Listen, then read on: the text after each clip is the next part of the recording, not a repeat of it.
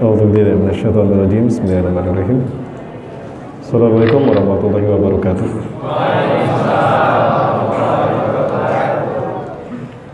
Alhamdulillahirabbil alamin wa bihi nasta'inu ala umuri dunya waddin wa salatu wassalamu ala asyrofil anbiya'i wal mursalin wa ala alihi washabihi ajmain wa man tabi'ahum bi ihsanin ila yaumiddin. Masyaallahu kan wa ma lam yasha lam yakun wa la haula wa la quwwata illa billahil aliyyil azim. Qala Allah ta'ala fi kitabihil karim bi qawlihi yahtadil muhtadun. A'udzu billahi samil alim minasyaitonir rajim min hamzihi wa nafthihi wa nafthihi. Ya ayyuhalladzina amanu taqullaha haqqa tuqatih wa la tamutunna illa wa antum muslimun. Wa qala fi ayatil ukhra wa tazawwadu fa inna khairaz zadi taqwa wa takunu ya ulil albab. Wa qala Rasulullah sallallahu alaihi wasallam wa huwa shadiqul amin. La tazalu ta'ifatun min ummati zahirina 'alal haqqi la yadurruhum man khadalahum wa la man khadafahum hatta taquma as-sa'ah. Wa qala Rasulullah SAW aidan fi hadisil ukhra usikum bi taqwallah wa usikum bi jama'atil muslimin. Shadaqallahul azim wa shadaqa rasul karim wa nahnu ala dzalika minasy syahidin.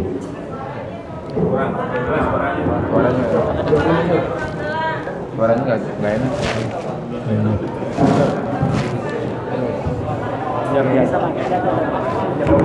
Dilepas.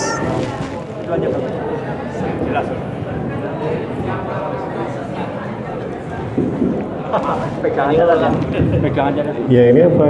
Yang ini juga sama, Bu? Coba kalau yang ini jelas nggak, Bu? Jelas nggak, Bu? Dengar nggak? Nggak dengar?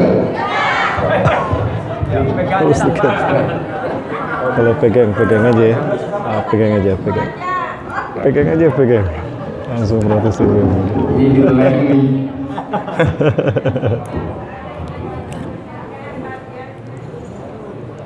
Iya, yang ini gimana, jelas, Bu?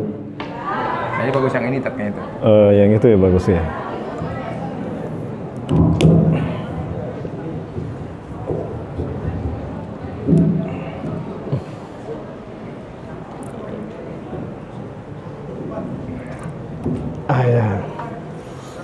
Ya, kalau yang ini jelas? Jelas, baik. Kalau wajah saya nggak jelas nggak apa-apa, Bu. Ya, baik.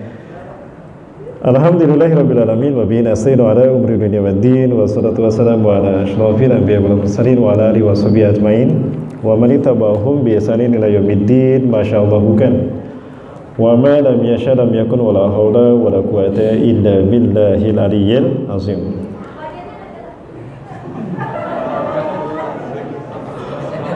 Qala Allah ta'ala fi kitabihil karim wa bi qawlihi yahtadil muhtadun. A'udzu billahi samil alim minasyaitonir rajim min hamzihi wa nafthihi wa nafthihi. Ya ayyuhalladzina amanu taqullaha haqqa tuqatih wa la tamutunna illa wa antum muslimun.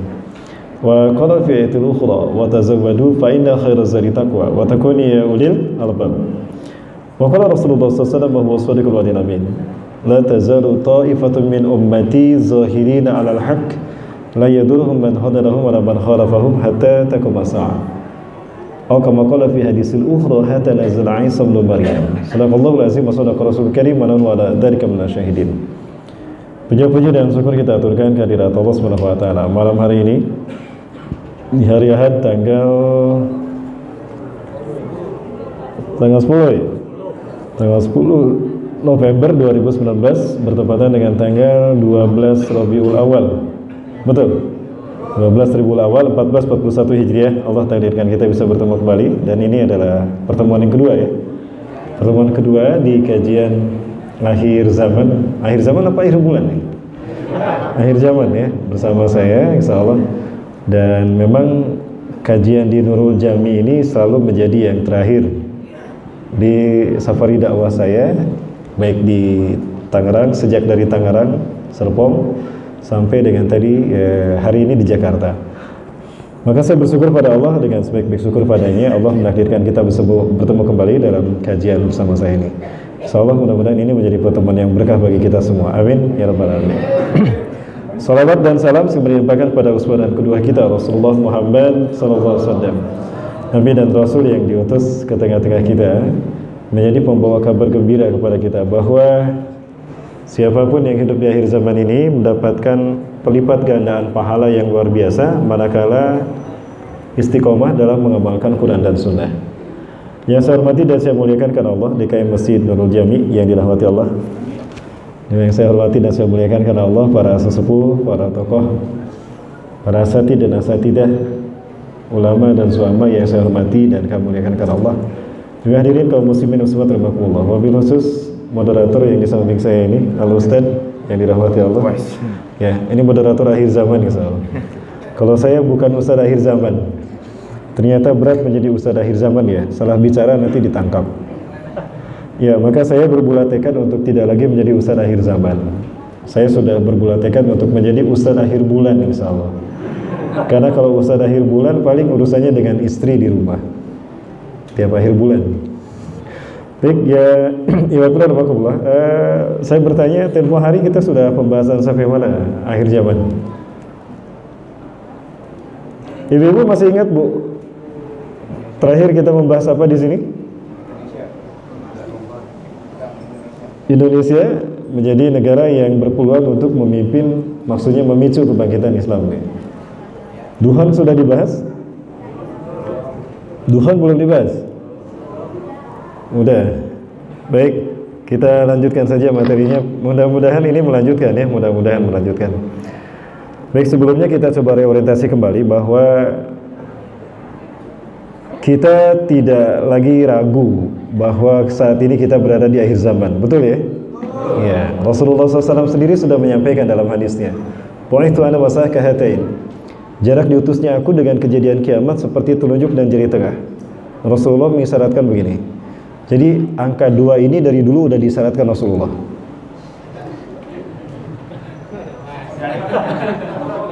Ya, walaupun sudah selesai, tapi sebetulnya ini isyarat nanti yang kedua tadi yang saya bahas, merah sama putih. Ya, ini merupakan warisan Rasulullah, Pak. Wa utitu al-kanzaini al-ahmar wal abyadu. Dan Allah memberikan 2 pusaka padaku, pusaka merah dan pusaka putih. Jadi angka 2 tetap akan berlaku sampai nanti umat Islam kembali bangkit di Indonesia. Jadi tetap begini ya. Gini apa begini? Ya, baik, Iwakullah. Rasulullah mengisyaratkan jarak diutusnya aku dengan kejadian kiamat seperti telunjuk dan jari tengah. Rasulullah merenggangkan sedikit. Yubaidu baidan qalilan bainahuma. Nah, Rasulullah menyatakan ini 14 abad yang lalu. Maka hari ini kita akan mengatakan apa antara kita dengan kiamat?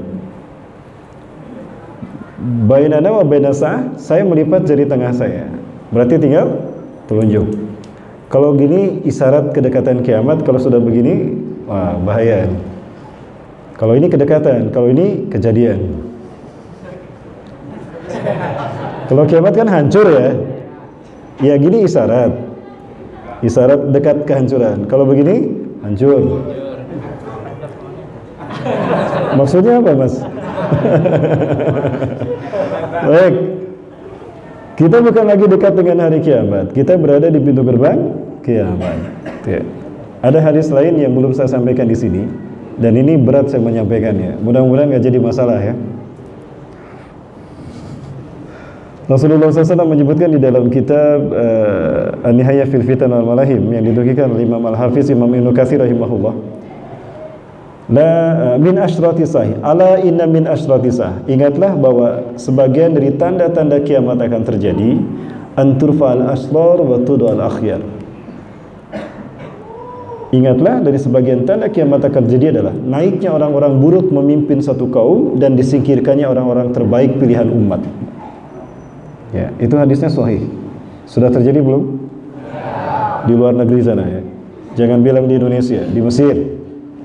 Ya, Muhammad Mursi disingkirkan, Abdul Fattah As-Sisina naik. Nah, seperti itu ya, Wakilah. Ya. Kenapa, Mas? Baik, nah itu merupakan tanda-tanda memang kita berada di pintu gerbang kiamat. Orang-orang yang benar dibohongi, yang jujur didustakan, para pembohong dibenarkan, kemudian para pengkhianat memimpin satu kaum, memimpin satu bangsa. Itu tanda kita berada di pintu gerbang kiamat. Ya. Baik, dan Rasulullah SAW pun menegaskan kepada para sahabatnya, banyak-banyak mengingat kematian, banyak-banyak mendekatkan diri pada Allah, banyak memanfaatkan waktu sebaik mungkin untuk amal soleh. Karena betapa jaraknya telah dekat. Itu Rasulullah, apalagi kita. Ya. Baik. Kemudian di dalam Quran surat Al-Baqarah ayat 36 ini sudah kita bahas, ya. Sudah ya. Bahwa Allah Subhanahu wa taala memberikan jatah bagi kita untuk beramal itu sampai dengan hin. Hin di dalam ayat ini adalah terbitnya matahari dari barat. Di dalam ayat ini, ya, walakum fil ardi, dan bagi kalian di muka bumi ada daratan untuk membangun peradaban manusia, peradaban kalian. Wa mataun, dan juga perhiasan, ilahin, sampai dengan hin. Hin ternyata ditafsirkan oleh Rasulullah SAW sebagai terbitnya matahari dari barat. Ada satu jamaah bertanya pada saya, Ustadz, apakah betul tahun depan akan terjadi dukhan? Oh, saya kaget ada ibu bertanya begitu. Ibu, dari mana ibu tahu? Kenapa ibu bertanya demikian? Referensi ibu dari mana bertanya begitu? Gini Ustadz, ada Ustadz kita berkata begini, bla bla bla bla bla. Oh iya. Coba ibu perlihatkan pada saya buktinya. Maka betul, beliau kirimkan URL kepada saya. Lalu saya buka, memang guru kita menyampaikan itu. Sekali lagi itu baru prediksi. Prediksi kalau dukhan dikhawatirkan terjadi tahun depan. Ya, itu berangkat ada satu hadis, tapi hadisnya pun ada saya temukan di dalam kitab Al-Fitan wal Malahim fi Akhir Zaman karya Dr. Amin Muhammad Jamaluddin, di mana diceritakan di sana bahwa ada hadis, namun hadis ini tidak begitu kuat, ya. Hadisnya lemah. Para ulama mengatakan hadis ini dhaif. Bahkan ada yang mengatakan hadisnya maudhu'. Maudhu' tahu ya Bapak Ibu? Kalau dhaif itu masih ada sanadnya, masih ada perjalanan hadisnya. Tapi kalau maudhu' itu hadisnya palsu. Nah, hadis yang disebutkan ini terkategori dhaif dan ada yang mengatakan maudhu'. Seperti apa hadisnya? Nah, saya coba kita lihat.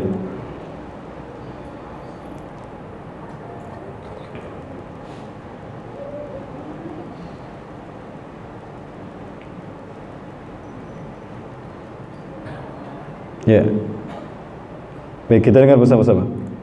Assalamualaikum warahmatullahi wabarakatuh. Ramadan di tahun ini kita akan mendapati tanggal 15 Ramadan jatuh pada malam Jumat. Mari kita renungkan hadis berikut ini. Rasulullah Shallallahu Alaihi Wasallam bersabda, apabila telah terdengar suara yang dahsyat di bulan Ramadan, maka akan terjadi huru-hara di bulan Syawal. Semua suku akan saling berselisih di bulan Dzulqa'dah, dan akan terjadi pertumpahan darah di bulan Dzulhijjah dan bulan Muharram, dan manusia akan banyak yang terbunuh. Nabi menyebutkan hal tersebut sebanyak 3 kali. Para sahabat pun bertanya, suara keras apakah itu wahai Rasulullah? Beliau menjawab, suara keras yang terjadi di pertengahan bulan Ramadan pada malam Jumat. Suara dahsyat itu mengagetkan orang-orang yang sedang tertidur, menjadikan orang-orang yang berdiri terjatuh. Para wanita-wanita terhempas keluar dari kamarnya. Pada malam Jumat di tahun tersebut banyak terjadi gempa bumi. Jika kalian telah melaksanakan sholat subuh di hari Jumat pada pertengahan bulan Ramadan tersebut, masuklah kalian ke dalam rumah-rumah kalian, tutuplah pintu-pintunya, tutuplah lubang-lubangnya, lindungi diri kalian dengan selimut, tutuplah telinga kalian. Jika kalian merasakan adanya suara yang dahsyat, maka sujudlah kepada Allah dan ucapkanlah Subhanal Quddus, Subhanal Quddus, Rabbanal Quddus. Barang siapa yang melakukannya, niscaya akan selamat, dan yang tidak melakukannya niscaya akan binasa. Hadis ini diriwayatkan oleh Nu'aim bin Hamad di dalam kitabnya Al-Fitan. Kapankah hal ini akan terjadi? Apakah malam Jumat tanggal 15 Ramadan esok? Wallahu a'lam bissawab. Hanya Allah lah yang maha mengetahui. Semoga bermanfaat. Wassalamualaikum warahmatullahi wabarakatuh. Nah, hadisnya itu Pak Muslian. Jadi banyak beberapa ulama mengatakan hadis ini lemah, hadis ini dhaif. Di antara mereka ada yang mengatakan bahwa dhaif karena sosok yang bernama Nu'aim bin Hamad ini dia kurang thiqah. Ya, dia tidak kuat. Apakah dari sisi hafalannya ataupun dari sisi kepribadiannya. Karena ahli hadis ini dia harus betul-betul terjaga, luar biasa. Makanya disebut Al-Hafiz. Jadi ketika disebutkan ada seorang ulama disebut Al-Hafiz, bukan berarti dia hafal Quran 30 juz, bukan. Al-Hafiz itu dia hafal hadis. Orang yang hafal hadis sudah pasti dia terjaga perilakunya, terjaga akhlaknya, terjaga iman Islamnya. Sehingga jika ada periwayat hadis yang pelupa, maka hadisnya dhaif. Jika ada periwayat hadis yang pernah selfie di sebuah taman, di belakangnya ada banyak ya kayak gitulah ya, nah itu dhaif juga. Bahkan jika ada perawi hadis yang merokok, itu dhaif hadisnya, batal hadisnya. Kok ujung-ujungnya perokok, Ustaz? Emang perokok itu buruk kok? Enggak ya. Insya Allah ada kok perokok yang masuk surga. Ada yang perokok di sini? Enggak ada, alhamdulillah. Oh, di luar nggak tahu. Ini yang biasa di luar suka ngerokok. Tapi jangan khawatir memang ya. Perokok pun katanya ada yang masuk surga. Ada dalilnya, Ustaz. Ada dalilnya. Ya, ada dalilnya para perokok masuk surga. Inna ashabal udud yadkhulunal jannah. Sesungguhnya para perokok itu akan masuk surga. Cuman ketika di surga, ya, saat di surga akan merokok, di surga nggak ada api. Api ada di neraka. Jadi kalau ingin ngerokok, ya harus ke neraka dulu ngambil api. Gimana? Ya, baik. Jadi betapa terjaga seorang periwayat hadis. Nah, ada yang mengatakan kalau Nu'aim bin Hamad ini kurang siqah. Ya. Ya, kalau tidak salah saya pernah, ini udah lama sekali saya membaca kitab ini, bahwa Nu'aim bin Hamad mengomentari Imam Bukhari pernah mentahdi sebuah hadis di dalam kitabnya, di mana hadis ini memiliki sanad yang memunculkan nama Nu'aim bin Hamad di dalam rijalul hadisnya, dalam sanadnya. Oh, berarti di dalam pandangan Imam Bukhari beliau tidak lemah. Buktinya nama itu dimunculkan dalam sanad hadis yang ada di dalam kitab Sahih Bukhari. Ya, namun bagaimanapun juga para ulama banyak yang mendhaifkan hadis ini. Satu catatan kita, jika ada sebuah hadis dhaif, maka jika dia terjadi dalam kehidupan sehari-hari, maka hadis itu menjadi sahih. Ini dalam ilmu mustalah hadis. Baik, Bapak-Bapak, isi hadis itu berbicara tentang kejadian demi kejadian yang dimulai dari pertengahan Ramadan.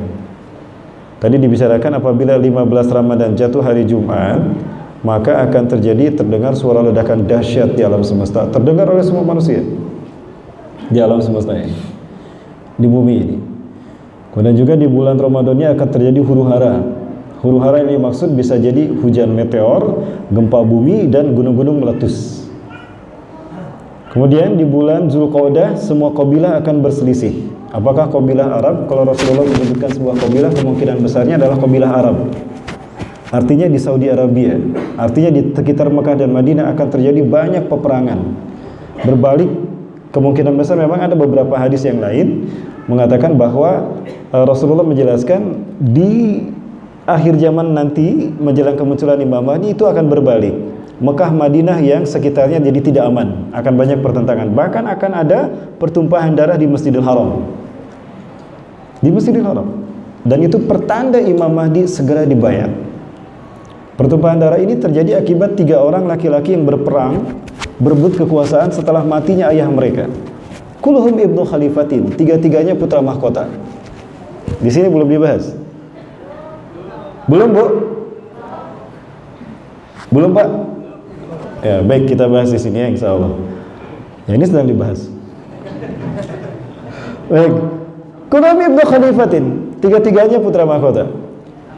Thumma la yasiru ila wahidin minhum, tapi salah satu dari mereka tidak berhasil menjadi raja karena yang naik memimpin adalah Imam Mahdi. Maka terjadilah peperangan saat itu, sehingga di bulan Zulhijjahnya itu banyak yang bertumpah darah dan banyak yang terbunuh hingga bulan Muharram sampai tahun 1442 Hijriah. Dan peperangan itu terus berlanjut kalau memang di situ ada Imam Mahdi sampai Islam zahir di seluruh dunia. Ya. Tidak berhenti peperang tadi sampai perang melawan Dajjal, sampai peristiwa perang melawan Ya'juj, bukan perang, sampai munculnya Ya'juj dan Ma'juj. Tidak terhenti, luar biasa. Nah, 1441 Hijriah ini kalau dilihat di kalender, 1 Ramadan akan jatuh hari Jumat, bertepatan dengan tanggal 24 April. Dan 15 Ramadan juga jatuh hari Jumat, bertepatan dengan tanggal 8 Mei. Sementara tahun depan tidak bertepatan dengan hari Jumat, tahun depannya juga tidak. Jadi hanya tahun ini 1441 Hijriah inilah hari Jumat itu tanggal 15 Ramadan, jatuh pada hari Jumat. Nah, dari sini kenapa guru kita, Ustadz beliau ini ya, memprediksi dukhon terjadi tahun depan. Itu kan prediksi. Kan nggak apa-apa memberikan pandangan. Nah, tidak menyatakan ini pasti, ini mutlak. Enggak, ya wafilah. Jadi jangan dibesar-besarkan dalam hal pernyataan beliau ini. Yang jelas pernyataan beliau ini maksudnya adalah prediksi, tidak mutlak benar. Ya, tapi beliau mengingatkan kita untuk segera bertobat, segera hijrah, segera beramal. Dan kaum bersedekah yang terbaik ini saatnya sekarang. Sedekah yang terbaik. Kenapa ya? Karena suatu saat kita akan kehilangan momen sehingga kita tidak bermanfaat lagi yang namanya sedekah. Baik, Ibadah. Nah, hadisnya itu dan saya ditampakkan dalilnya ini, tahunnya ini. Yang ada dalam benak saya adalah bukan hanya terjadinya peristiwa ini. Kalau dalam persepsi saya, yang saya khawatirkan justru Imam Mahdi yang akan dibaiat tahun depan. Ya, kalau dukhonnya ini memang kami sudah ngobrol ya, berbeda pendapat mafi muskilah. Dan kami tetap bersama-sama kok. Baik beliau dengan saya tetap menjadi pembina ummah. Kami tetap bersama-sama. Ya, walaupun berbeda pandangan, yang jelas harus ada Quran dan hadisnya, dalilnya. Yang saya pandang bahwa justru yang saya khawatirkan itu terjadinya pembayatan Imam Mahdi tahun depan. Pernah mendengar berita ini ya?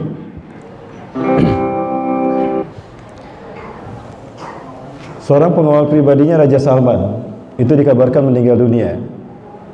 Berita yang kita dengar adalah Mayor Jenderal Abdul Aziz Al-Faghamini. Beliau meninggal dunia tertembak ketika adu mulut bersama temannya.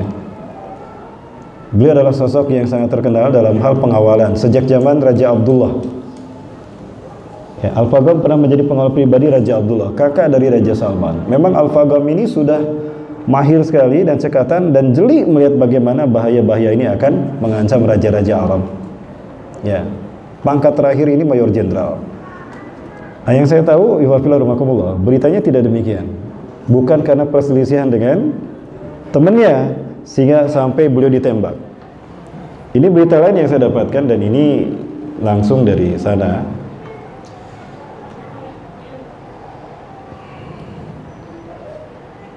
Raja Salman ini berkali-kali dalam upaya penembakan, pembunuhan. Yang pertama tidak berhasil. Seseorang yang diduga akan menembak Raja Salman itu ketahuan mengeluarkan senjata. Begitu senjata dikeluarkan, langsung askar itu menangkapnya dan menggerbeknya, diseret dia di bawah jauh. Raja Salman langsung dijauhkan dan diselamatkan. Aman tuh, selamat saat itu. Yang kedua betul-betul ditembak, tapi meleset, tidak kena ke Raja Salman. Itu ada di kepala bagian di atas kepalanya, bagian sebelah kanan. Langsung beliau ditangkap, dilindungi, lalu dibawa ke bunker.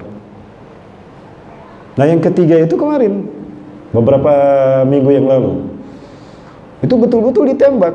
Namun posisinya Al-Fagham betul-betul ada di sampingnya dan melihat betul itu orang itu pasti menembak. Maka Al-Fagham dengan sigap menghalangi arah datangnya peluru. Maka peluru tidak menembus Raja Salman, tapi menembus beliau.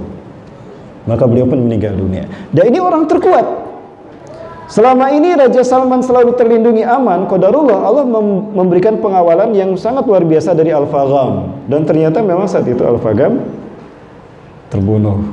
Sehingga sekarang tidak ada lagi orang sekuat Al-Fagham yang bisa melindungi Raja Salman. Sehingga ancaman bagi Raja Salman ini besar. Ada beberapa putra mahkota yang memang mereka berambisi untuk menyingkirkan Raja Salman.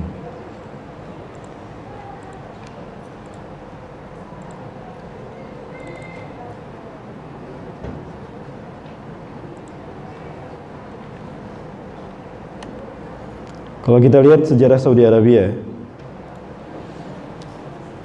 dulu istilahnya bukan Saudi Arabia, namanya adalah Najd. Ya. Dan ketika sosok yang bernama Abdul Aziz bin Abdurrahman Al Saud memimpin sebuah kerajaan besar Mekah Madinah, maka beliau kemudian menyatukan 13 kerajaan-kerajaan kecil yang berada di sekitar Mekah Madinah. Ya, dan itu dilakukan pada tahun 1932, tepat pada tanggal 23 September 1932. Abdul Aziz bin Abdurrahman Al Saud ini mempersatukan 13 negara, 13 negara, 13 kerajaan kecil menjadi kerajaan besar. Termasuk di dalamnya ada Madinah dan Mekah. Ya, maka disatukan menjadi Al-Mamlakah As-Saudiyah Al-Arabiyah, atau kita kenal Kerajaan Saudi Arabia. Ada seorang ulama memberikan komentar, tidak enak mendengarnya. Saudi Arabia artinya Ibnu Saud, penguasa Arab. Atau disebut Arab Saudi, artinya Arab punya Ibnu Saud. Seolah-olah itu diklaim untuk mereka dan kita tidak punya akses untuk ke sana. Padahal Mekah Madinah adalah warisan Rasulullah untuk umat Islam seluruh dunia. Hanya kebetulan mereka yang berkuasa di wilayah itu. Ya, tapi sebetulnya itu milik umat Islam dunia. Artinya umat Islam seluruh dunia mesti mendapatkan kemudahan akses untuk beribadah di dua tanah suci tadi, Mekah dan Madinah. Faktanya mudah apa susah? Ya. Baik. Dan ini adalah dinasti Ibnu Saud, dimulai dari Abdul Aziz Al Saud sampai beberapa putra mahkotanya. Seharusnya putra mahkota yang ada setelah Raja Salman ini adalah Mukrin bin Abdul Aziz. Beliau harusnya putra mahkota. Ya. Namun beliau sekarang sudah meninggal karena pesawat helikopter yang ditumpanginya itu ada yang menembak jatuh. Ditembak jatuh dan pesawat itu jatuh dan meledak. Beliau pun gugur di sana. Sehingga putra mahkota jatuh kepada Muhammad bin Salman. Ya, MBS. Nah, ini susunan raja-raja Arab. Dari yang pertama Abdul Aziz bin Abdurrahman Al Saud, kemudian ada Raja Saud bin Abdul Aziz, ada Raja Faisal, ada Raja Khalid bin Abdul Aziz, dan ini ada Fahad bin Abdul Aziz, dan ada Abdullah bin Abdul Aziz, dan ini Salman bin Abdul Aziz. Ya, ini hadis yang tadi saya bacakan. Yaktatilu salasatun 'inda kanzikum. Ini diriwayatkan oleh Sauban. An Sauban radhiyallahu an, dari Sauban semoga Allah meridhoinya, ya.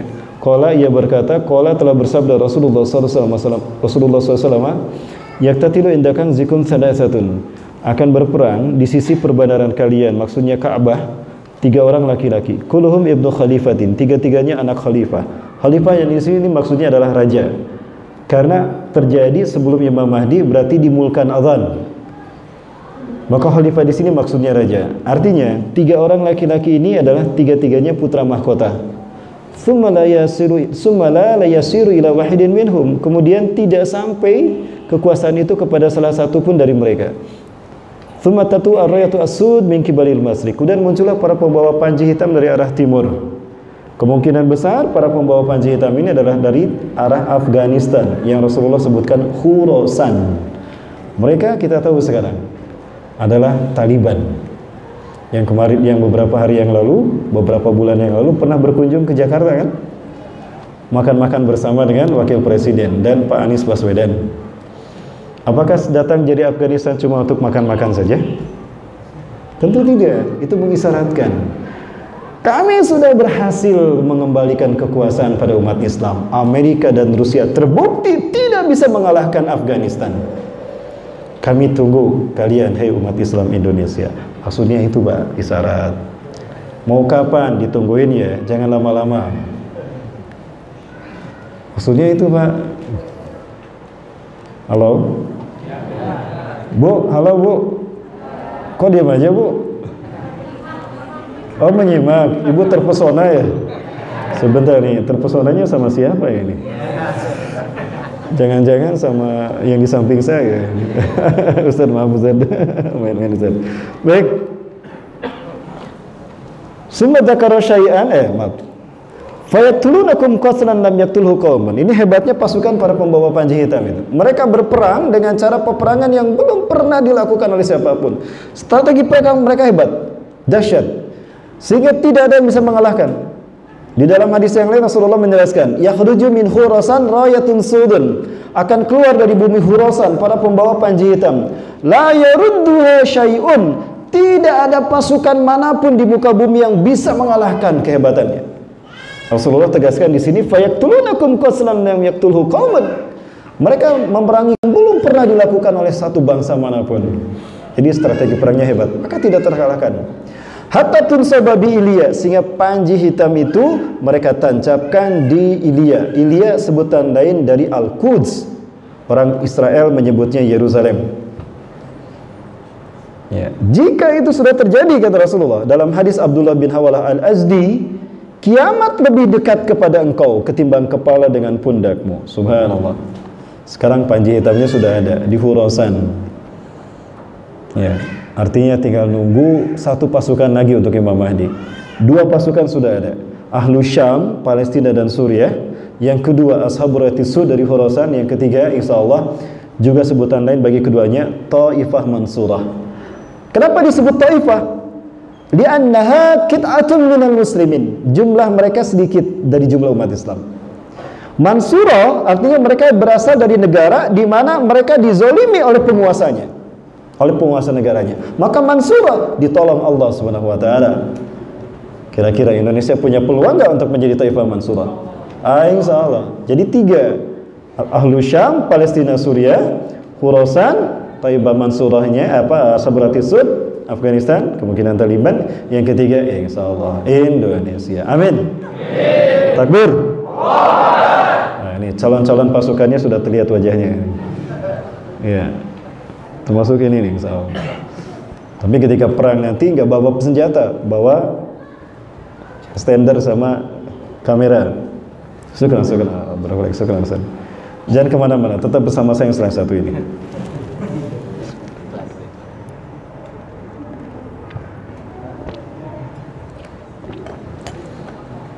Thumma dzakara syai'an la ahfazu jaydan, la ahfazhu.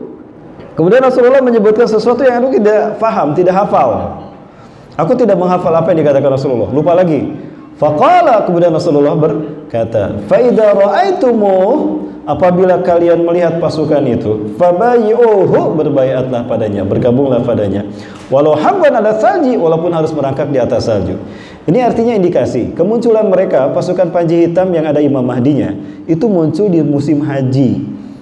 Jika saat itu Khurasan atau Afghanistan musim haji, itu turun salju.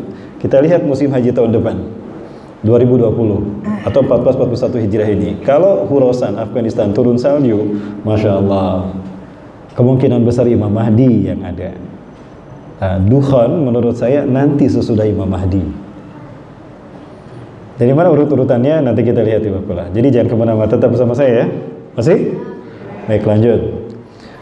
Fa'innahu khalifatullahi al-Mahdi, akhrajahu Muslim fi sahihi kitabul iman. Ya. Bayatlah kalian kepadanya karena di tengah-tengah mereka ada al-Mahdi, khalifah Allah al-Mahdi. Baik, kembali kepada putra mahkota tadi. Nah, ini Raja Salman. Ini harusnya 3 putra mahkota dalam persepsi kami yang pertama. Namun ini sudah tidak ada. Beliau, Mukrin bin Abdul Aziz, sudah meninggal dunia. Kemudian Muhammad bin Nayef. Muhammad bin Nayef ini adalah sosok yang senior di dalam keperpolitikan Saudi Arabia. Karena bukan hanya di zaman Raja Salman saja, di zaman Raja Abdullah, Raja Fahad, itu Raja Fahad kakaknya Raja Abdullah, itu sudah tampak kepiawaiannya dalam diplomatik, dalam urusan hubungan luar negeri. Maka dia selalu menjadi pelaksana harian dari raja-raja Arab sebelumnya sejak Raja Fahad, apalagi raja zaman Abdullah. Nah, maka ini menjadi rival terkuat dari Muhammad bin Salman, sehingga kedua-duanya memang tampak sangat berseberangan antara Muhammad bin Salman dan Muhammad bin Nayef. Dan ternyata Muhammad bin Nayef sejak Juni 2016 itu sudah jarang terlihat. Bahkan terakhir yang saya dengar, beliau itu sudah menjadi tahanan rumah, tidak bisa keluar rumah. Ya, beliau tidak bisa keluar rumah. Maka yang terkuat ini sekarang satu adalah MBS. Nah, kita bisa mengenal MBS ini, kebijakannya luar biasa ya Bapak Ibu sekalian. Ya, Bapak Ibu tahu lah. Nah, ada beberapa hal yang membuat Raja Salman ini tidak setuju dengan keputusan sang anak. Sehingga Raja Salman turun tangan, kembali melaksanakan tugas-tugas harian itu. Hingga akhirnya ada beberapa menteri yang diangkat oleh MBS di reshuffle. dinonaktifkan. Hal ini berpengaruh pada marahnya kubu putra mahkota. Nah, di situ yang mengakibatkan beliau Raja Salman ini terancam dibunuh. Satu dari prostitut. Yang kedua, kita lihat juga ada sosok lain yang sebetulnya dia putra mahkota, Al-Walid bin Talal, putra Talal bin Abdul Aziz. Ya. Al-Walid bin Talal. Ini juga putra mahkota. Bapak Ibu bisa lihat istrinya berhijab tidak? Nah, inilah kehidupan mereka. Subhanallah. Beda dengan warga Saudi. Kalau warga Saudi itu bercadar. Tapi kalau keluarga Ibnu Saud banyak yang tidak berhijab. Istri-istrinya, yang perempuannya. Nah, yang ketiga, sekarang antara tiga. Jadi antara MBS, Al-Walid bin Talal dan Khalid bin Farhan. Khalid bin Farhan ini sekarang berada di Jerman. Kenapa? Karena keluarganya terancam untuk dihabisi. Informasi yang saya kaji bahwa beliau ini terancam untuk dihabisi karena sang ayah menikah bukan dengan gadis Arab, tapi dengan gadis Mesir, wanita Mesir. Sehingga ini menjadi mencemari silsilah keturunan Ibnu Saud, dinasti Ibnu Saud. Nah, ini hampir dihabisi. Maka keduanya menyelamatkan diri antara sang ayah, ada juga yang menyebutkan sang ibu, dengan Khalid bin Farhan. Nah, dari Jerman dia menyerukan untuk mengkudeta baik Raja Salman ataupun MBS, putra mahkotanya. Ya, jadi ada beberapa indikator yang menjadikan memang Raja Salman terancam nyawanya. Terlebih lagi, Raja Salman ini sangat merasa malu dengan kejadian yang menimpa Jamal Khashoggi, seorang wartawan Saudi Arabia, wartawan senior Saudi Arabia yang dibunuh dengan cara dimutilasi di Turki. Saat itu beliau berada di Turki, hendak melangsungkan pernikahannya dengan gadis Turki, wanita Turki. Namun harus mengurus dulu perceraian dengan istrinya yang dari Arab. Maka dia harus datang ke konsulat jenderal Saudi Arabia di Turki. Saat itu dia ngobrol dengan calon istrinya menggunakan iPhone Watch. Ya. Jadi ngobrol pakai HP jam tangan. iPhone yang berbentuk jam tangan. Itu masih nyala ketika dia ditangkap, itu dia masih menyala. Sampai ketika dia disiksa dan dimutilasi itu masih nyala. Terdengar direkam oleh siapa? Calon istrinya ini. Dan inilah yang direkam dan kita tahu apa yang dialaminya. Ini sampai ke tangan Erdogan. Sehingga Erdogan saat itu meminta dideportasi pelaku pembunuhannya, siapapun, dan ini pun jikalau melibatkan putra mahkota. Hal ini kan menjadi cemar bagi Raja Salman. Ini yang mengakibatkan berhadapan-hadapannya Raja Salman dengan sang putra mahkota. Itu Bapak Ibu yang mati Allah. Nah, Imam Mahdi akan dibaiat setelah wafatnya raja terakhir penguasa Mekah Madinah, penguasa Kanzul Umam, Ka'bah. Berarti Saudi Arabia kan kalau Kanzul Umam, kalau Ka'bah ini. Nah, dan raja kita tahu raja terakhir ya Raja Salman. Jadi kemungkinan besar Raja Salman dulu meninggal, kemudian berselisih 3 orang laki-laki berperang sehingga mengakibatkan darah tercecer di Ka'bah. Tatasafajjar dam fil mataf fi walal Ka'bah. Perangnya dahsyat, dan itu tadi dalam hadis yang lemah tadi dikatakan di bulan Zulqa'dah, di musim haji. Hadis yang lain mengatakan Imam Mahdi dibaiat di musim haji. Nah, jadi untuk menilai sebuah hal, sebuah topik, sebuah judul, sebuah masalah yang diberitakan dalam satu hadis, jangan hanya berpegang pada hadis itu, tapi ambil juga hadis-hadis yang lain yang mendukung matannya hadis yang lemah tadi. Saya lihat ada beberapa hadis lain yang sahih yang menguatkan tema yang ada dalam hadis tadi, sehingga bisa jadi derajat hadis ini bisa terbantu. Yang tadinya dhaif bisa menjadi hasan, dan jika terjadi dalam kehidupan kita berarti menjadi sahih li dzatih. Silakan buka dalam kaidah usul ulumul hadis. Itu ya wafilah rahmatullah. Dalam kaidah istinbatul hukmi, mengambil kesimpulan dari sebuah hadis di dalam qarinah agama Islam. Iya, dalam perulumul hadisan. Baik, wafilah rahmatullah. Kemudian untuk menguatkan itu, ada satu berita yang ini beberapa kali saya dapatkan dalam versi yang berbeda. 2 kali saya dapatkan dalam versi yang berbeda. Di antaranya ini Bapak Ibu sekalian, kita dengarkan sama-sama.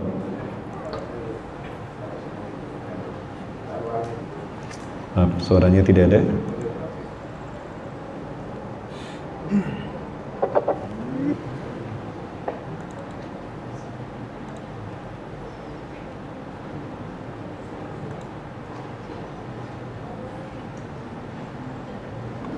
Hanya saja kemarin ini masuk sebuah tulisan kepada saya yang menyampaikan bahwa dia tinggal di Madinah. Dia bersahabat, orang ini orang Indonesia. Dia bersahabat dengan seorang lelaki dari keturunan Rasulullah SAW di Madinah Al-Munawwarah. Lelaki ini memiliki seluruh ciri-ciri tentang Al-Mahdi ada pada dirinya, ada pada fisiknya, dan di usia yang sudah hampir matang, sudah dikatakan hampir matang, karena usia 40 adalah usia matang, dia mendekati usia segitu. Laki-laki ini, kami katakan kepadanya, kata yang mengirimkan SMS kepada saya, pada dirimu ada ciri-ciri keturunan, memang silsilahnya sudah pasti kepada Rasulullah dan dari Hasan bin Ali, tapi dia menampik dan dia menolak, tidak, bukan saya, ya, bukan saya. Si Fulan bin Fulan lebih berhak daripada saya. Fulan bin Fulan lebih berhak dan dia lebih cocok daripada saya. Syekh Anu lebih bagus daripada saya. Saya hanya punya satu keinginan, katanya. Saya ingin berjihad di negeri Syam. Saya ingin membela saudara saya di negeri Syam, dan saya ingin pergi ke sana. Saya ingin syahid di jalan Allah. Ini permintaan laki-laki keturunan Rasulullah yang di Madinah itu. Dia pun membujuk saya, katanya, untuk ikut bersamanya ke negeri Syam. Tapi saya katakan saya akan kembali ke Indonesia. Mungkin ladang jihad saya adalah tanah air saya. Jadi lengkapnya begini Bapak sekalian. Dari versi yang pertama yang saya dapatkan, tahun 2015 masuk sebuah SMS ke Ustadz Zulkifli Muhammad Ali, guru kita ya, semoga Allah menjaga beliau, amin. Kemudian isinya adalah, Assalamualaikum warahmatullahi wabarakatuh, Ustadz, saya Fulan bin Fulan, saya berasal dari Indonesia, disebutkan dari ini. Saya sudah 20 tahun tinggal di Madinah. Saya sedang belajar ilmu hadis, Ustadz. Dan saya kenal dengan beberapa ulama-ulama hadis di Madinah ini, di Arab ini, dari beberapa negara yang ada di Madinah. Dan saya pun hafal dan bersahabat dekat dengan seseorang yang ciri-ciri Imam Mahdi yang Ustadz jelaskan dalam semua ceramah Ustadz ada pada beliau. Mulai dari ciri-ciri fisik sampai dengan akhlaknya dan akidahnya.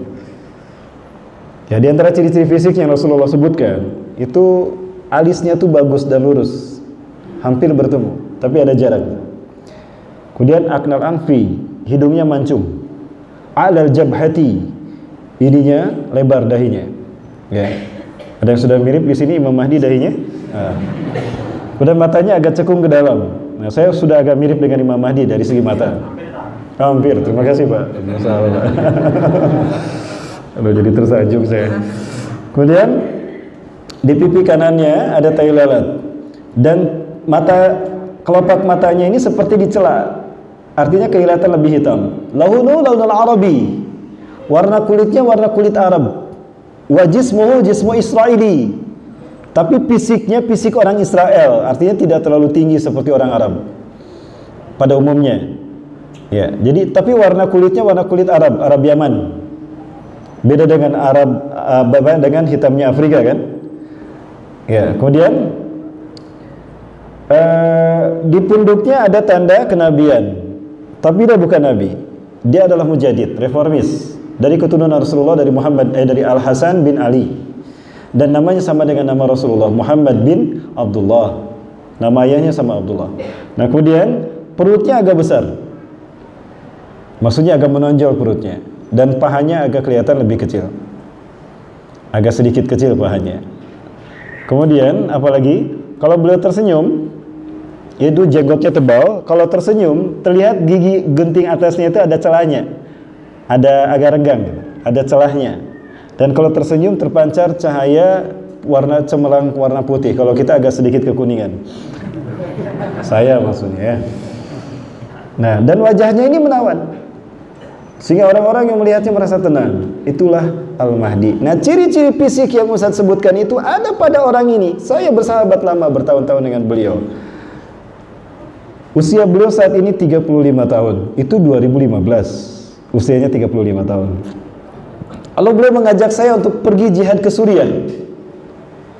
Saya menolak Ustadz. untuk saya pergi ke Suriah. Saya bilang bahwa saya ingin pulang ke Indonesia. Jihad saya ada di Indonesia. Artinya saat itu memang 2015 Indonesia sedang bergejolak ya. Intinya panas politiknya luar biasa. Nah, beliau mencium ada hal-hal yang akan terjadi besar di Indonesia sehingga beliau pulang ke Indonesia. Berpisahlah orang Indonesia dengan sosok yang diduga Imam Mahdi. Orang-orang di Madinah, Ustadz, sudah siap membaiatnya.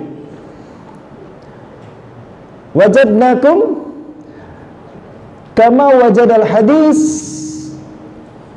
alladhi yazkurul mahdiyya wa anta al-mahdi nahnu na'takid fa'ibsit yadaka labbaik ala sami wa ta'ah. Kami mendapati anda seperti al-mahdi yang Rasulullah SAW sebutkan dalam hadisnya. Tolong ulurkan tangan anda, kami bayat anda semendengar dan taat sebagai Imam Mahdi kami, khalifah kami seluruh dunia. Beliau menolak.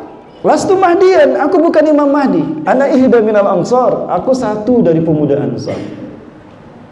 Fulan lebih berhak daripada saya. Huwa afdalu minni wa huwa ahsanu minni. Saya ini lebih baik daripada saya. Beliau tidak mau, pergilah ke Suriah. Nah, itu tahun 2015, usianya 35 tahun. Berarti 2019 sekarang usianya berapa? 39. Rasulullah SAW menyebutkan, beliau diutus di usia aku diutus. Yab'asuhullahu kama ba'asani Allah fi umri. Ya, di dalam segi usia sama, Allah mengutusnya di usia aku diutus 40 tahun. Kalau sekarang 39 tahun, berarti kapan beliau? Tahun depan beliau berusia berapa? 40 tahun. Ini khawatirnya tahun depan. Ini yang saya persepsikan. Lalu kapan munculnya dakhon? Urutannya ini Bapak Ibu yang mati Allah. Dan luar biasa kalau tahun depan beliau diutus, peristiwa apa saja yang terjadi. Nah, Bapak Ibu bisa kita lihat. Ini ada beberapa urutan peristiwa yang saya ambil dari beberapa keterangan yang lebih pas urutannya ini. Namun ada perbedaan dengan versi saya, Bapak Ibu.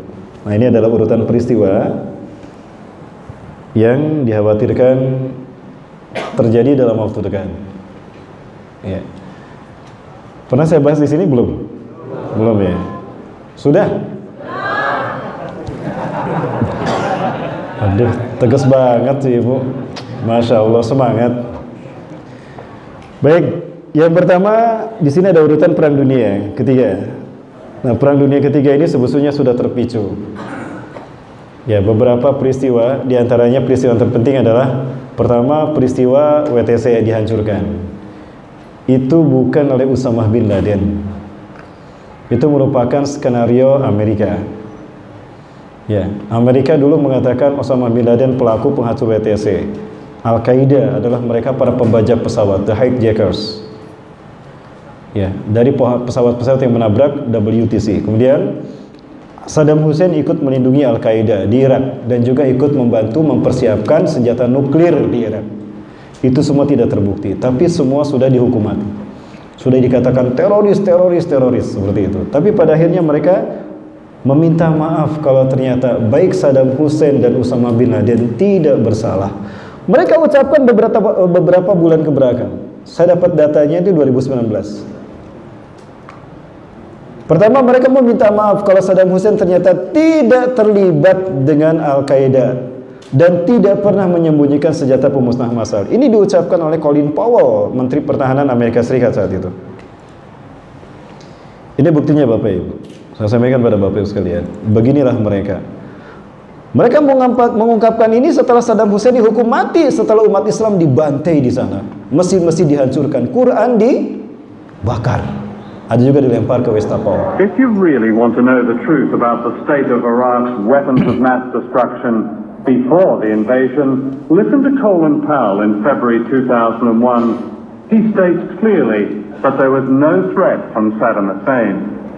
He has not developed any significant capability with respect to weapons of mass destruction. He is unable to project conventional power against his neighbors.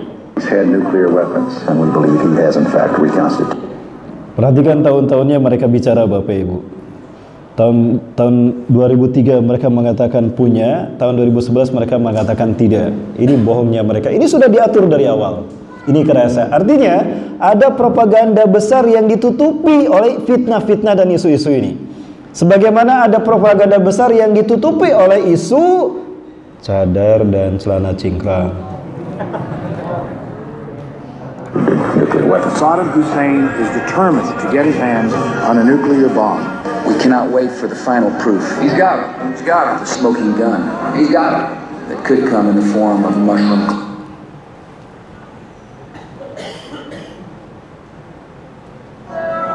It appears that there were not weapons of mass destruction there.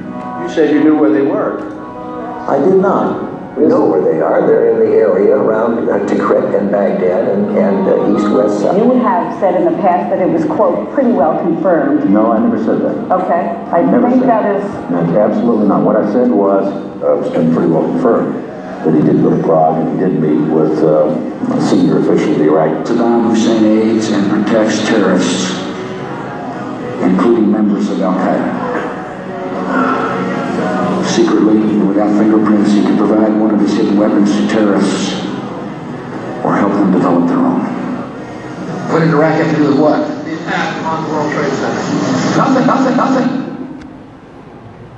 Allah saja mereka bohongi, mereka dustakan, tidak mereka imani, tidak diakui keberadaan Allah. Apalagi kita umat Islam Indonesia. Umat Islam Indonesia, kita umat Islam dunia, manusia. Bapak Ibu yang mati Allah, WTC itu mereka rekayasa untuk ada agenda besar mereka. Dan sayang sekali ketika saya ungkapkan ini lebih jauh, ada beberapa yang mereka tidak terbiasa ceramah seperti saya, menganggap saya ini jualan teori konspirasi. Ya, Bapak Ibu, Kongres Amerika membentuk Komisi 911 untuk membuktikan bahwa ternyata WTC dilakukan orang dalam Amerika sendiri. Sejak WTC ini terjadi, saya telepon teman-teman. Akhi, coba cari data peristiwa ini. Amati betul peristiwa ini. Diamati. Dicari data-datanya Bapak Ibu. Dan didapatkan ada data itu. Bahwa ternyata saya yakin sejak awal, ini bukan dilakukan oleh Osama bin Laden Al-Qaeda. Osama bin Laden ketika peristiwa WTC terjadi, beliau sedang dirawat di rumah sakit Amerika. Di Dubai. Karena penyakit ginjal. Gagal ginjal. Sementara di seberang rumah sakit Amerika ini ada gedung CIA yang CCTV-nya mengarah ke gedung rumah sakit Amerika Serikat ini di Dubai. Lalu ngapain cari Osama bin Laden ke Kandahar, Afghanistan Utara? Itu tidak ada. Itu bohong Bapak ya. Ya. Dan di hari di mana WTC itu dihancurkan, Bapak Ibu yang mati Allah, saat itu Presiden Amerika Serikat sedang berkunjung kemana? Ke sebuah taman kanak-kanak.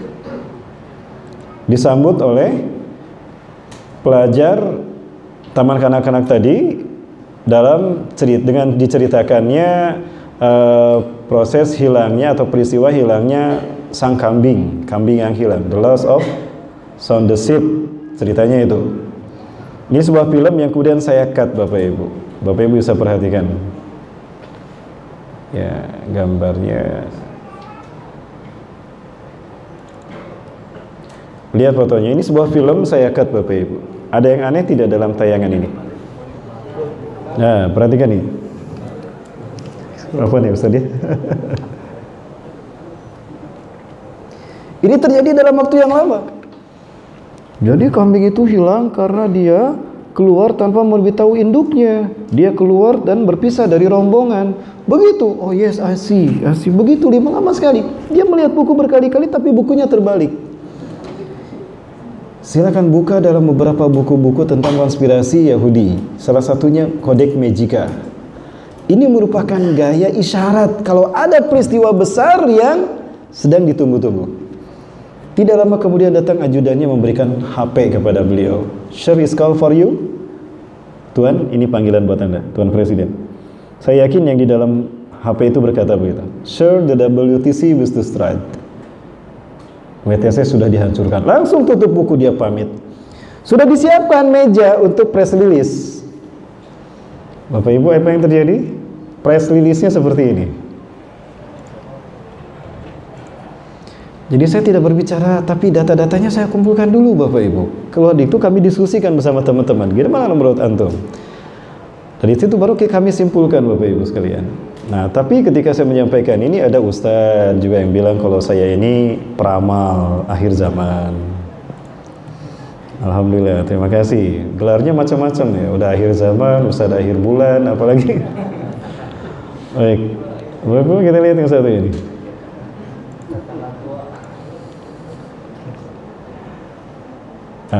Baca al-khinzir bush arada yasbal qur'ana faqadallahu di sana. Apa arti khinzir? Babi. Si babi ingin menghina Quran dan Allah mengikat lisannya, tidak bisa ngomong. Kenapa demikian? Di awal press release dia mengatakan dia mengangkat Quran. Quran, the holy Quran for Muslim people, the holy books for Muslim people, taught Muslim people to share terrorism all over the world. Quran, kitab suci umat Islam, inilah yang mengajarkan terorisme kepada umatnya untuk disebarkan seluruh dunia. Dia memfitnah Allah, menuduh, mengajarkan hambanya untuk melakukan terorisme di seluruh dunia. Ini kan fitnah nih. Apa yang terjadi? Ini yang terjadi Bapak Ibu. Dia nggak bisa ngomong setelah itu. Jika ada yang bisa menerjemahkan, tolong terjemahkan. You know,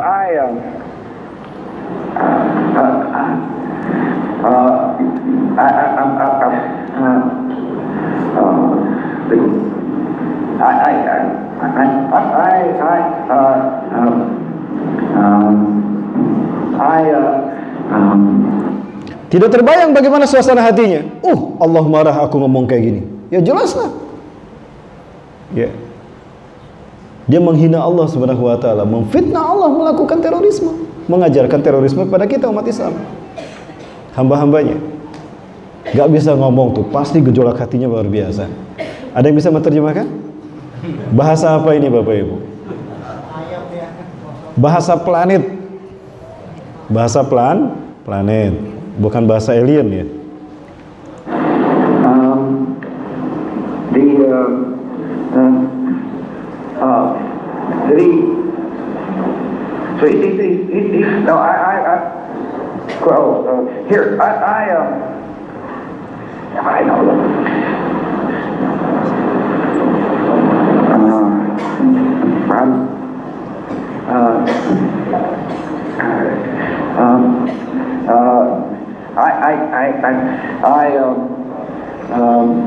I just don't know.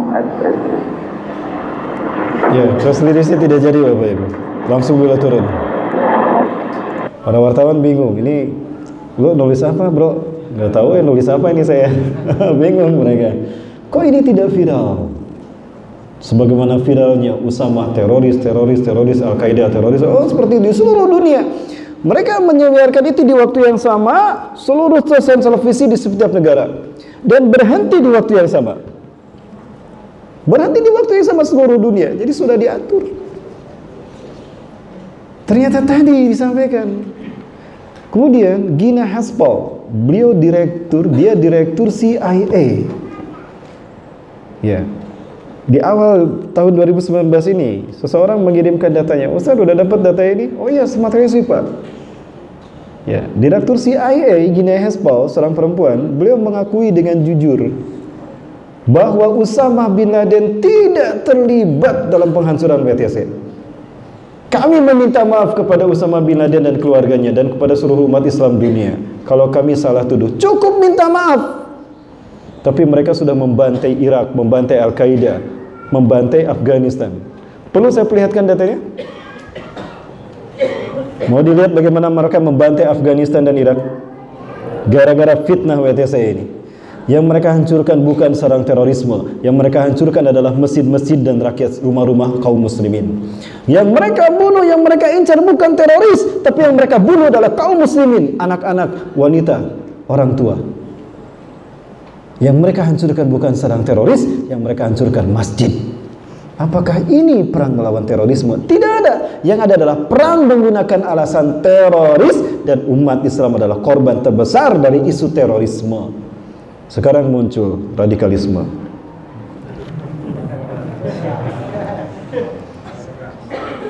Bapak Ibu rahmati Allah, saya coba perlihatkan. Ini sekali lagi, saya sampaikan ini agar jelas bagi kita Bapak Ibu. Kita difitnah berkali-kali. Mereka yang melakukan makar difitnahkan kepada kita agar mereka aman. Ini strategi mereka di akhir zaman.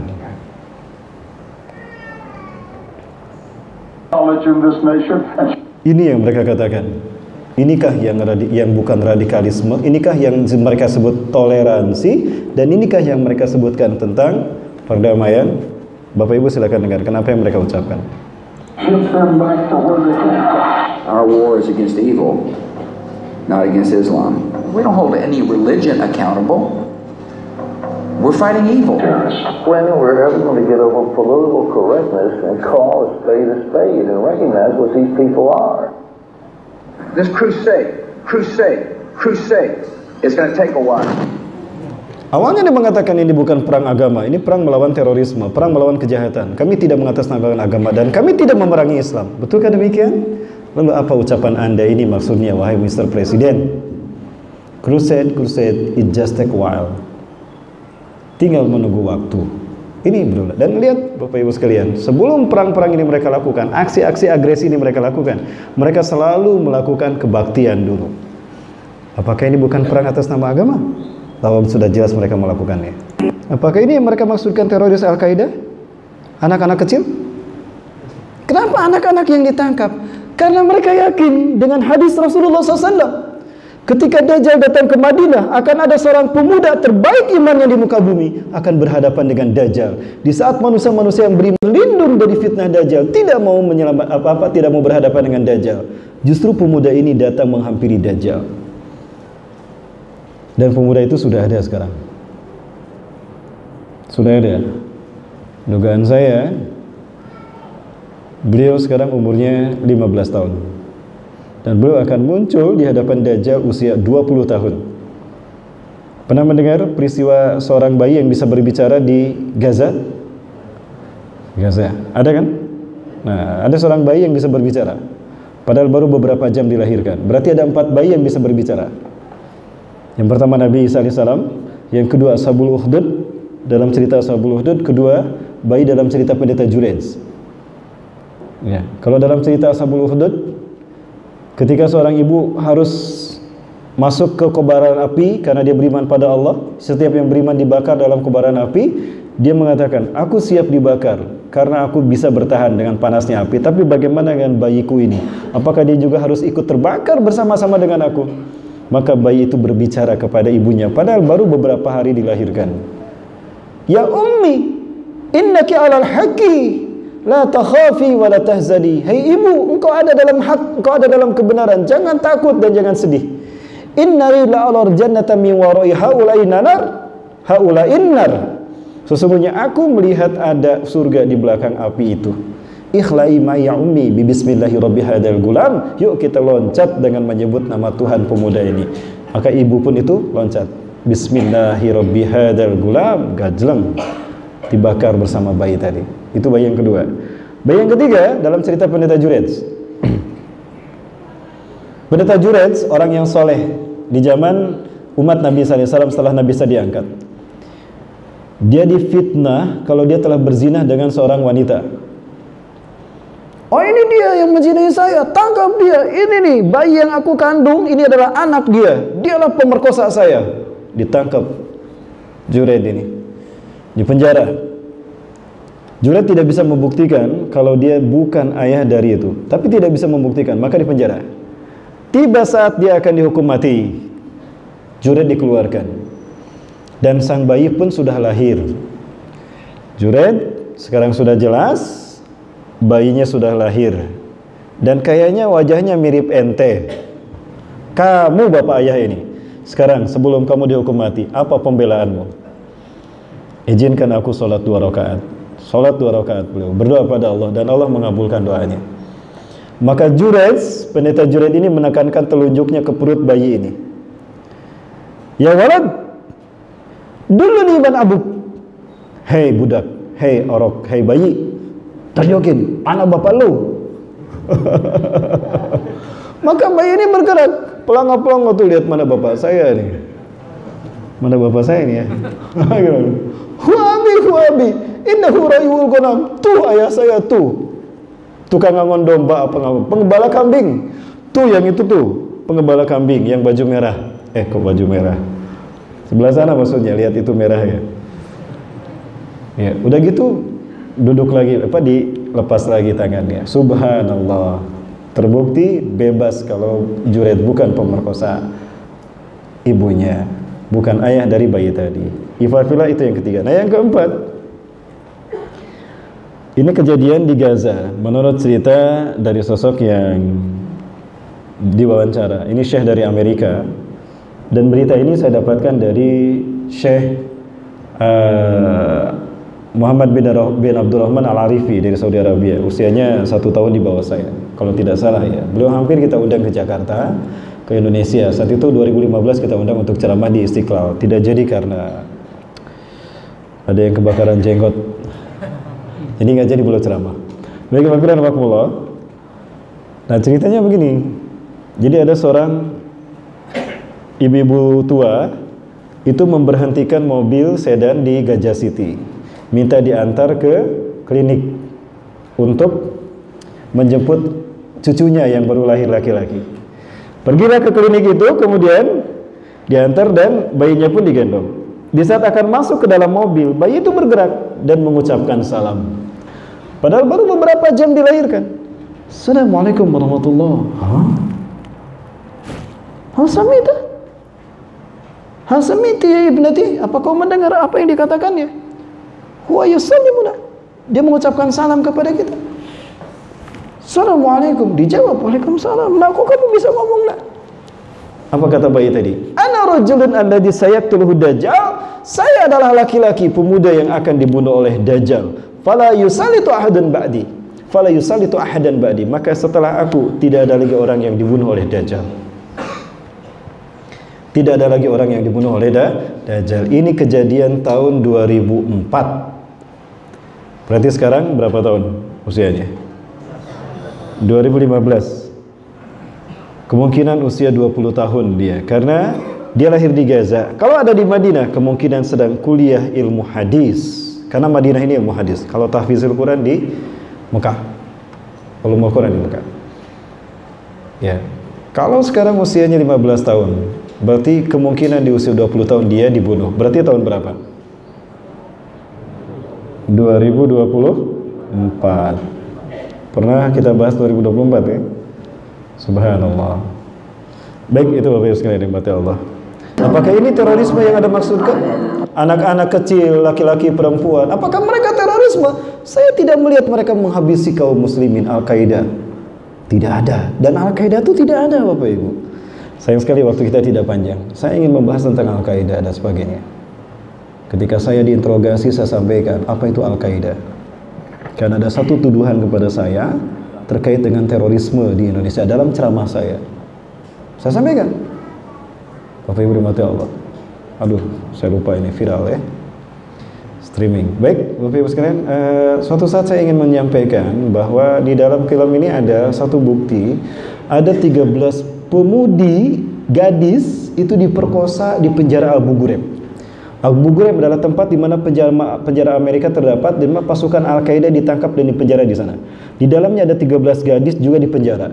Mereka diperkosa setiap harinya 9 kali. Mereka tidak boleh berpakaian pada hari-hari tertentu, dan mereka tidak boleh membaca Al-Quran dan tidak boleh sholat. Ini ada beritanya di sini, tapi sayang waktu kita tidak cukup.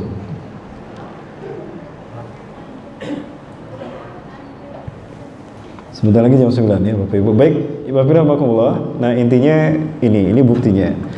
Baik, Bapak Ibu rahmati Allah. Jadi kemungkinan akan ada beberapa perang demi perang dulu sebelum kemunculan Imam Mahdi, dan itu sudah terjadi.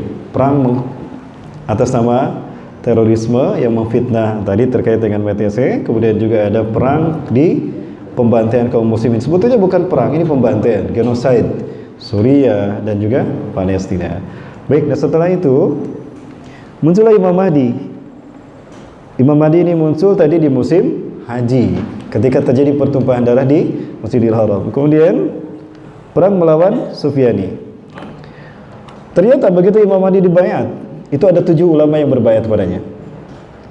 7 ulama ini mereka berkumpul di musim setelah beribadah haji, mencari-cari di mana Imam Mahdi berada. Ketemu tuh Imam Mahdi ada. Imam Mahdi ketemu, kemudian anta mahdiyan ibsit yadaka nubaika la sami'tuha. Aku bukan Imam Mahdi, aku bukan Imam Mahdi. Lari ke Madinah, dikejar sama 7 ulama ini ke Madinah. Di Madinah ketemu, tolong Anda jangan menolak, Anda pertolongan dari Allah untuk kami. Segeralah ulurkan tangan Anda, kami berbayat pada untuk menjadi imam kami, khalifah bagi kami umat Islam dunia. Aku bukan Imam Mahdi. Lari lagi ke Mekah, dikejar lagi. Yatahawal min Makkah ilal Madinah 3 marat, 3 kali pulang pergi Mekah Madinah.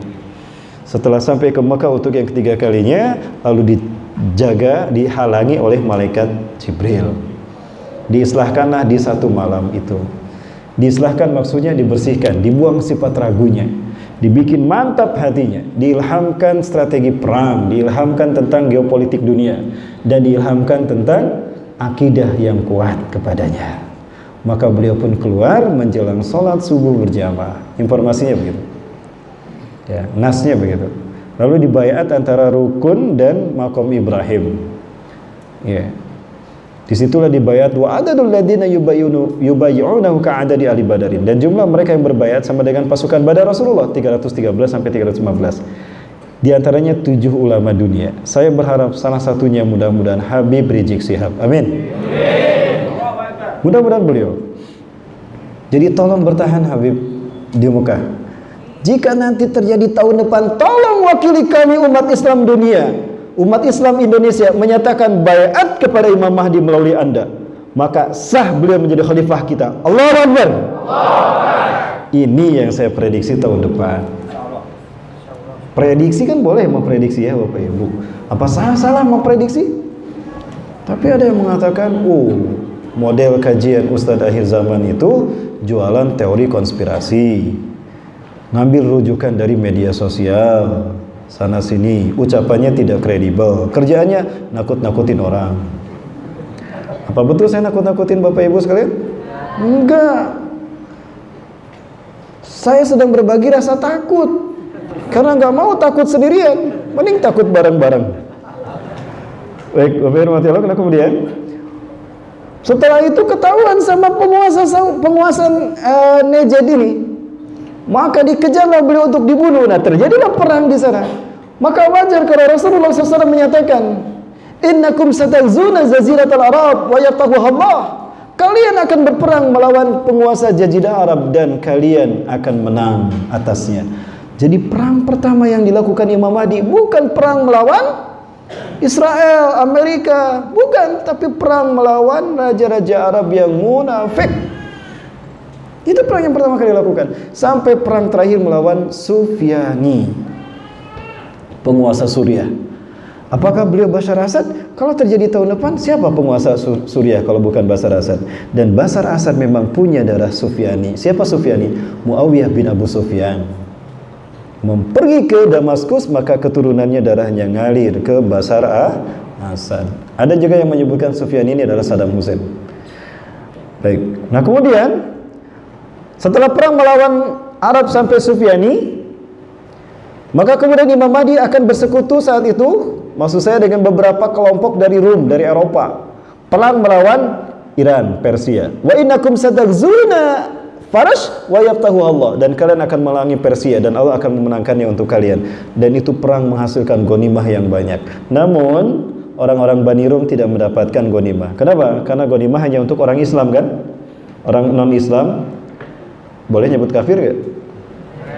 Boleh ya? Orang kafir gak dapat ghanimah. Ya, orang kafir gak dapat ghanimah. Maka dia tersinggung, memisahkan diri. Justru kemudian berkhianat kepada pasukan Imam Mahdi. Akibatnya apa? Mereka berhadapan dengan Imam Mahdi sendiri. Nah, mereka Bani Rum ini memisahkan diri dan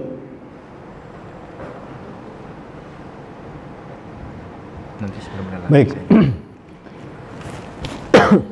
Baik, Bapak Ibu Allah. Sampai mana tadi? Mereka memisahkan diri, membentuk koalisi multinasional. Fayastami'una tahta 80 rayah. Mereka berkumpul di bawah 80 bendera, artinya 80 negara. Walikuli rayatin 12.000 junudan. Satu bendera 12.000 pasukan.